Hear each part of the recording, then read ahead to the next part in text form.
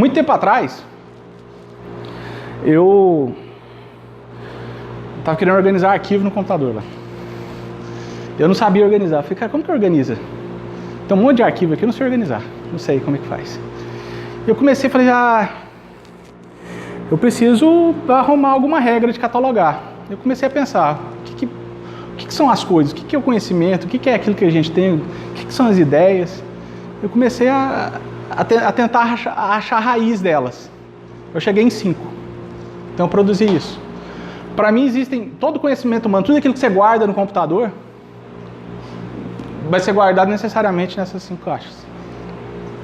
Uma caixa chamada mito, uma caixa chamada religião, uma caixa chamada arte, uma caixa chamada filosofia, uma caixa chamada ciência. Por que isso é importante? Isso é importante porque a partir do momento que eu estou falando da origem das ideias, se as ideias são diferentes, elas cabem em caixas distintas, possivelmente elas têm origem distintas. Né? Então, eu acho que ajuda a entender ideologia como investigação da origem das ideias. O que seria mito? Primeira ideia sobre qualquer coisa, primeira explicação de qualquer fenômeno. Chegou uma nave espacial e ninguém nunca ouviu falar de ET. O cara vai dar uma explicação muito louca do que ele viu, né? Ah, não sei o que, foi um pássaro, mas não era um pássaro, ele era de outra coisa, ele fazia um barulho, não era o barulho do leão. Essa é a primeira explicação que você tem sobre qualquer fenômeno, onde você não tem nome para essas coisas, onde você não tem capacidade de entender, você não partiu ainda para investigação, você só tem uma primeira explicação só. Isso é mito. É assim que eu trato, que eu chamo de mito. Mito, para quem gosta do Joseph Campbell, ele tem uma definição diferente, eu gosto da definição dele diferente, que ele vai chamar de mito aqueles conjuntos de ideias que dão valor à vida. Eu acho que é muito bom. Mas o que ele está falando para mim é o seguinte, ele está falando que o que ele chama de mito é quando aquela primeira ideia que você tem, aquela primeira explicação passa a ser positiva. Aquilo que você guarda. Eu não estou preocupado ainda nessa preocupação de ser positivo ou não. Basta para mim que mito seja a primeira ideia sobre qualquer coisa. Para Campbell, mito é essa versão positiva. Religião. Uma das definições que eu poderia dar de religião é revelação do sagrado ao profano. Ou seja, é aquilo que aquela entidade que não, de alguma forma, não comunica tão claro com nós, passa para alguém. Né? Esse tipo de saber, se for verdadeiro, não estou entrando nessa seara, mas se for verdadeiro, ele é distinto, a origem dele é distinta de todas as outras. Foi o próprio sagrado que chegou para o profano e falou, faz isso aqui. Ou seja, essa ideia, a ideia nesse sentido, para quem não acredita, etc., vem direto da divindade. Não vem de nenhum outro lugar. Arte. O que é arte? Arte, para mim, é tudo que é não verbal. Ah, mas literatura não é arte? É. Mas a literatura, ela é arte não por aquilo que está escrito, mas por aquilo que o conjunto das palavras dão a entender. Por aquilo que não está escrito do texto. É nesse momento que nós temos a arte do ponto de vista literário. A arte é sempre aquilo que a gente não consegue exprimir com palavras. Eu não consigo ser de modo verbal. Vou fazer a música, vou fazer a pintura, vou fazer a escultura, vou fazer o teatro, vou fazer a literatura. Mas a arte não é aquilo que o computador lê. Não são os caracteres, não são as letrinhas. É um entendimento oculto. É aquilo que não consegue ser verbalizado. Essa experiência é a experiência artística. É isso que é a arte. Filosofia. Investigação em tétrades. Eu não sei se vai dar para a gente chegar, que essa seria a terceira apresentação. Não sei se vai dar, vocês vão ter que falar. Você joga pedra assim, vai embora! Mas se chegar lá, investigação em tétrades. Mas a noção de que filosofia, de alguma forma, é uma preocupação com algum tipo de conceito que ele não existe ainda. O que é o filósofo? O filósofo está pensando em alguma coisa que não existe ainda. A partir da investigação filosófica, ela surge, ela aparece como objeto, ela aparece como algo investigável para fazer parte da ciência. E ciência seria um acúmulo de testes e demonstrações. Mais do que isso, eu acho que ciência é um conceito bem alargado que eu vou dar de ciência, mas é aquela forma, é a melhor forma que se tem de convencer alguém. Ou seja, a melhor explicação que eu posso produzir para alguém não vai ser filosofia, não vai ser arte, não vai ser religião, não vai ser mito, vai ser ciência. Ou seja, eu vou acumular todos os testes possíveis, todas as demonstrações lógicas possíveis, todo exercício de arte, toda produção artística, tentar resumir tudo isso de modo a produzir aquele melhor argumento. Esse melhor argumento é ciência. Então, são esses conceitos. Tudo que está aqui, para mim, tudo que de alguma forma é conhecimento, eu tenho que botar nessas caixas. Mas tem um problema aí, né? Talvez alguém possa fazer isso. Está faltando alguma coisa. E para mim está faltando também. Está faltando o quê? Está faltando língua. Onde que eu boto português? Não, a gramática está aqui na ciência. A gramática está dentro da ciência. Mas o português em si, a língua em si, qual caixa que ela está? Para mim ela não está. Ela está fora daqui. Então, tudo isso aqui tudo que nós temos, de alguma forma estão sobre. Eles repousam sobre algo embaixo. O que é esse algo embaixo? São as línguas. É a linguagem.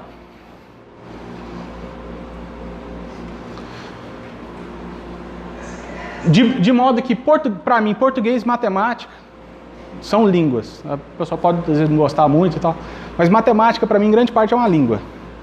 Ela não é nada diferente do português. Ela é simplesmente um jeito de se retratar na realidade, de você descrever. Tudo que você escreve através da fórmula matemática, você fala em português também. Elas de alguma forma, são substituíveis. Para mim, são a mesma... Tem uma mesma natureza. O que é interessante, isso para mim, é porque eu cheguei nessa conclusão sozinho, querendo organizar arquivo no meu computador. Eu comecei a produzir um conceito de ideologia. Eu comecei a investigar de alguma forma a origem das ideias e passei a produzir um tipo de entendimento, olha só. Alguns tipos de pensamento são mito, alguns são religião, alguns são arte, alguns são filosofia, alguns são ciências. Existe uma coisa que não é nada disso e que eu preciso disso para compreender tudo isso. Seriam as línguas. Português, matemática e inglês. Esse ponto eu faço porque eu acho que a contribuição, eu vi os vídeos, eu vi os debates, existe uma preocupação muito forte sobre educação, etc. E a contribuição que eu posso, de alguma forma, trazer para o debate sobre educação é que, no meu entendimento, o que as pessoas precisam aprender é língua, só língua. A pessoa precisa ser fluente na língua nacional, no português, né?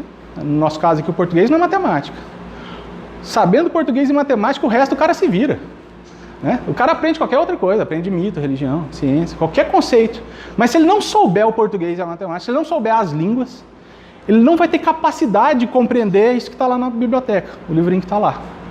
Então a parte fundamental para mim, numa educação, é você formar bons conhecedores de língua. E o que eu acho muito engraçado é que isso é muito semelhante com... Não tive essa intenção, depois de muito tempo eu fui ver o quanto que é semelhante com o comportamento dos conservadores. Os conservadores, eles são muito apegados à noção de artes liberais. Eu não sei se vocês já viram, artes livres, etc. O que seriam artes livres? Trivium quadrivium. É o seguinte, durante a maior parte da história que a gente tem, história medieval, etc., a escola católica dava aula, né? Ela que era responsável pela educação. E o que ela ensinava? Ela ensinava o trivium quadrivium. O que é o trivium? Trivium é retórica, gramática e lógica.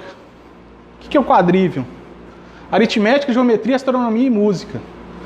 Não sei se vocês repararam, mas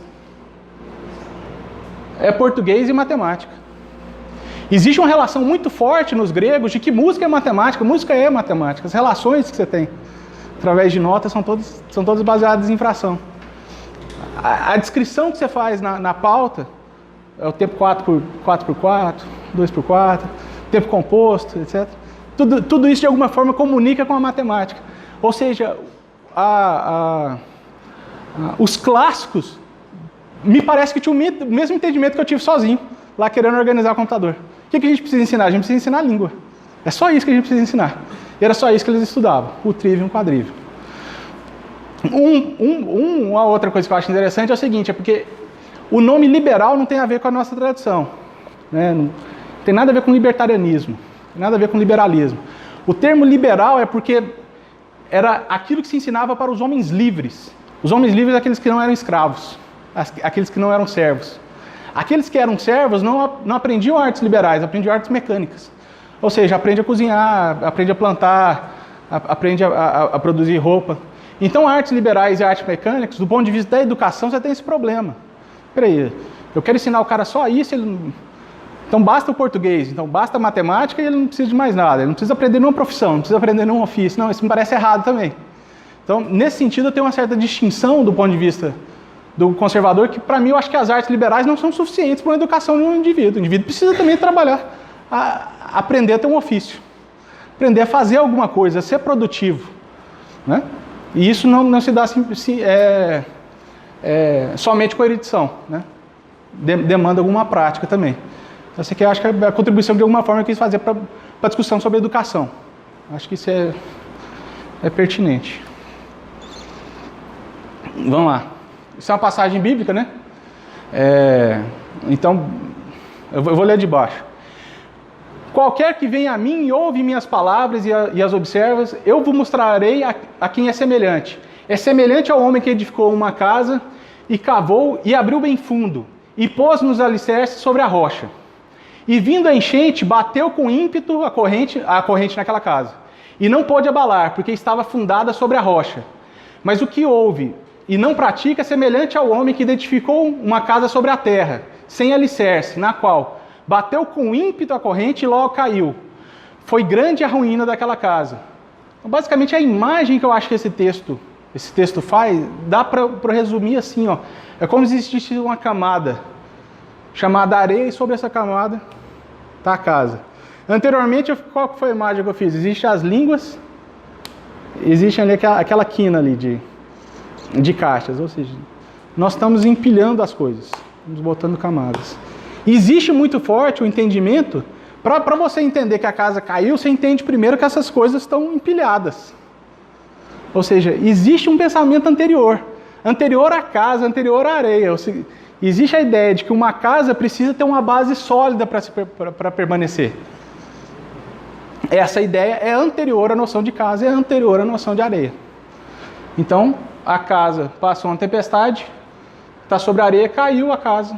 Está sobre a rocha, passou um tempo, a casa continuou. O importante para mim é essa noção. A gente está falando de origem das ideias, eu estou tentando achar a ideia mais antiga que tem nesse discurso. A ideia mais antiga para mim é a noção de empilhamento. Uma das ideias mais antigas, um dos conceitos mais antigos que está em presença é a noção de empilhamento. Por que isso é importante? Porque eu acho que a base do estruturalismo marxista está tudo aí, a noção de empilhamento.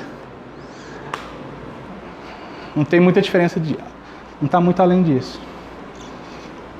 Olha que coisa doida. No meu entendimento, para quem leu o que é ideologia, esse empilhamento que Marx vai fazer vai ser como? Na base, level 0 aqui, é a história, é o real. O real e a história é a mesma coisa na visão marxista, né? Acima da história e do real existe um modo de produção, ou seja, é um modelo econômico. São como as pessoas geram riqueza, como as pessoas geram sua própria subsistência. Acima do modo de produção você tem a ideologia, acima da ideologia todas as outras, chamaria de superestrutura, né? Então política, filosofia, tudo. Na visão marxista, a gente viu lá que na Bíblia, a casa que estava sobre a areia caiu, a que está sobre a sólida ficou. Ou seja, significa que se você mudar a base, você destrói a estrutura. Marx vai falar o quê? Basta você mudar o modo de produção, você muda a ideologia, você muda toda a sociedade. É assim que se transforma a realidade. É assim que Marx quer transformar o mundo. Não é através das ideias, é através do modo de produção. A gente tem que mudar o modo de produção, a gente tem que mudar a economia. A partir da mudança da economia, a gente muda a sociedade. Então a visão de Marx é estruturalista. Essa noção de camadas. Mas olha que legal, não é só Marx que pensa assim, eu tirei um trecho anterior da Bíblia, texto com 2000 anos. Olha aqui, isso aqui eu pensei também de forma estrutural. Pensei em mito, religião, línguas nacionais e matemática em cima. Você vai pegar esse aqui do livro do Tannenbaum, livro de... isso aqui seria uma máquina multiníveis. A máquina no livro vai só até o level 0. Esse aqui é só curiosidade. Aí eu produzi level -1, -2, -3, -4 para tentar demonstrar sobre o que elas estão assentadas. até que ponto a gente pode, até quão fundo a gente consegue ir. O mais fundo que eu cheguei, talvez, abaixo de física de partículas, talvez existam leis naturais. Alguma coisa muito estranha nesse sentido. Um outro exemplo seria a camada OSI, né? Então você vê também que, isso aqui é sobre redes de computador. Ou seja, sempre estruturado, sempre em camadas. É muito forte essa noção de estruturação na mente humana. Nós normalmente usamos esses modelos e justificamos a partir dessa noção de camadas.